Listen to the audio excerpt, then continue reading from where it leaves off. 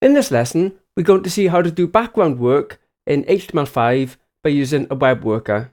This is very handy if you have some long-running task you need to perform, like a complex calculation, or if you need to call a web service that maybe takes 10 seconds to come back. You really don't want to do that on the main user interface thread because it would block the user interface. Instead, you can start a background worker, like I've got in this example, and in the background, some background work is going to happen while the main user interface remains responsive. So what just happened there?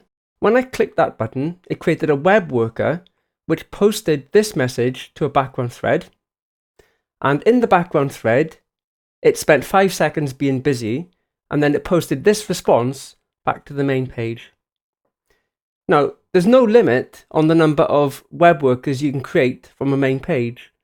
For example, if you wanted to call 5 web services that might each take 10 seconds, then you could do that concurrently.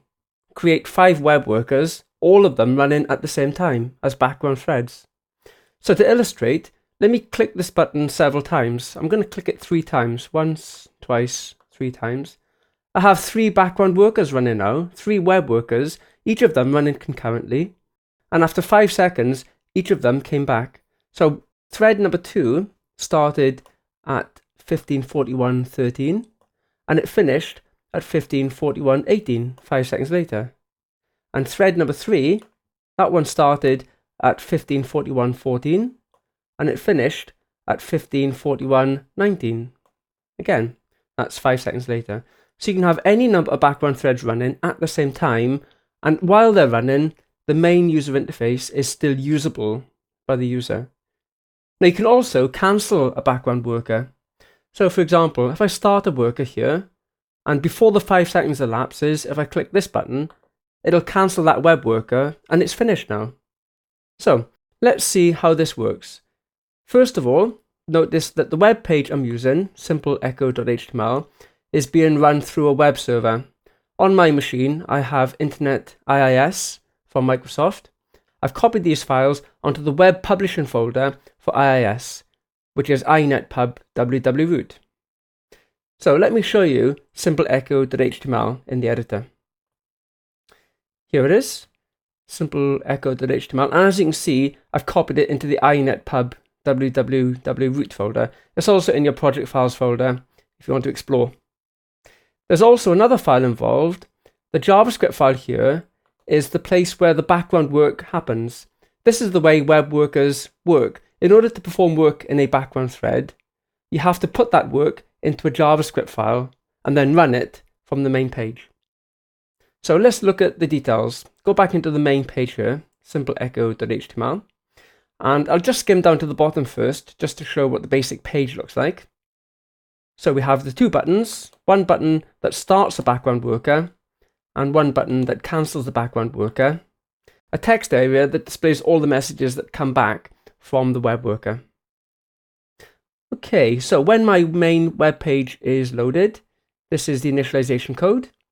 We just handle the buttons and we get the result area. At the top of my script, if I just take you back up to the top of the code here, I've declared some global variables. Most interestingly, I think, is on line 16.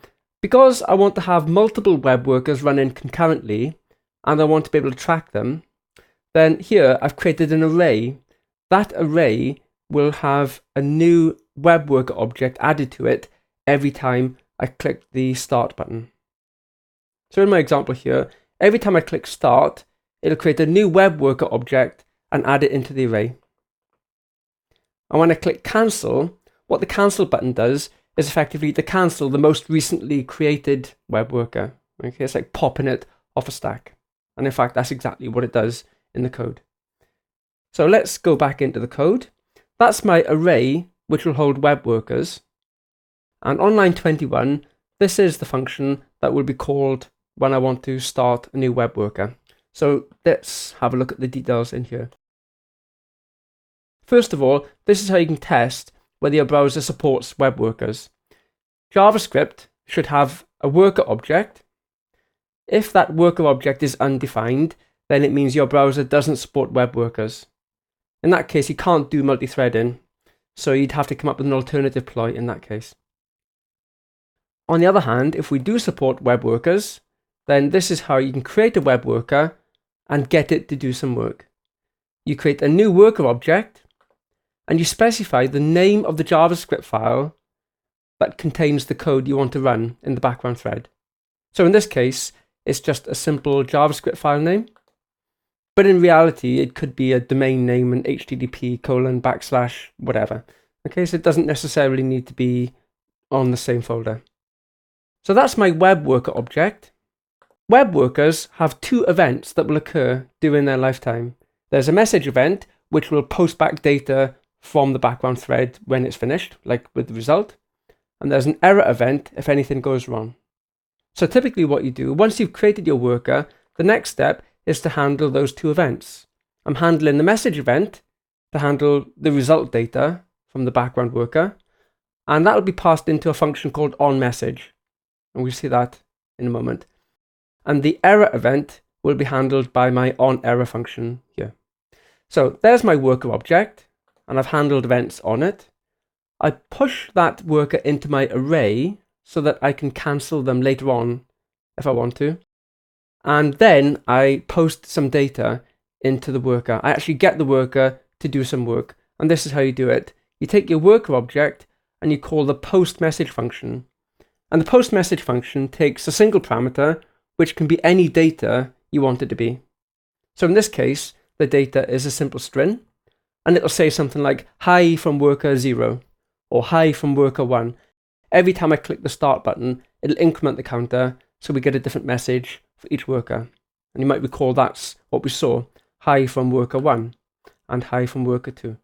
Okay, so that's the data that I'm going to be sending into the background thread. And we'll see what that does with it in a moment. I also display a status message here on the page just to illustrate that I've sent the data and the date when I've sent it. Okay, so that's what happens when I click that button. When I click the cancel button, this is the function that gets called, cancel worker. So we get the most recently created worker from the array. And assuming that the array wasn't empty, this is how you can cancel a background worker. You call the terminate function on the worker object, and that will completely terminate the background thread immediately. Okay, so let's assume we haven't cancelled the background worker. The background worker, when it's finished, will post us back some data. And that is handled in my onMessage function here. So if you remember, I'll just go up a few lines just to remind you what happened. When I created my worker object here on line 29, I said when that worker posts me data back again, I want to handle the message event. And that's what this function here is. This function receives an event argument here. This contains data sent back to you from the background thread. If you like, it's the result from the background thread. And this is how you access the data. You take the event object and you say .data. Okay, so that would be the response that came back from the background thread. So in the example, it was the uppercase version of the string that was passed in. And that's displayed in the text area on the screen. Okay, one other thing to think about in the main page, errors can happen. So for example, when you try to load the JavaScript file, maybe it can't be located, or maybe there's a syntax error or some other kind of problem in the JavaScript file. So you really must handle the error event. And this example shows how to do it. The onError handler has an event argument. It has 3 bits of information that's useful. It'll tell you the file name that caused the error. So that could be http:// and the name of your JavaScript file. It'll tell you the line number where the error occurred and the message describing what's the problem, syntax error, for example. Okay, so that's the main page. Let me just recap a few things before we look at how the background worker actually does the work. So when I created my worker object, I set up some event handlers on it, and then I said post message to send some data to that background worker. Now the background worker knows which file it's talking about, so that file will be loaded asynchronously into the browser. And when you post a message to it, this is how the background worker handles it, the background worker page, the JavaScript file, in other words, has to handle the message event. And whatever code you put into that function is effectively the code that will run in the background thread. And this parameter here is the data that you've passed in from the main page. So if I just take you back to the main page, when I said post message, the data here would have been something like hi from worker 0. Okay, so this parameter here will have a data string such as hi from data 0. Okay, so let's take a look at what this message handler is doing. This will be called when the user clicks the start button. It sleeps for 5 seconds. I have a function up here which is deliberately inefficient, and it sleeps for 5 seconds. After those 5 seconds have elapsed, then this is how you can return results back to the main page. You call post message again, and you specify the data that you want to return back. This is the result of the background thread. So that's the end of this example. I'll just summarize the key points. JavaScript and HTML5, we have a worker object. When you create a worker object, you give it the name of the JavaScript file that you'd like to run. You handle the message event and the error event. And then you post message to actually get the background worker to do something. In the background worker, it handles that message event. And in the message handler, if it wants to, it can post a message back to the main page when it's finished. And whatever data gets sent in here, e.data.to uppercase here, that data is then picked up in the message handler back in the main page. Okay, so we have this message handler here, which picks up that data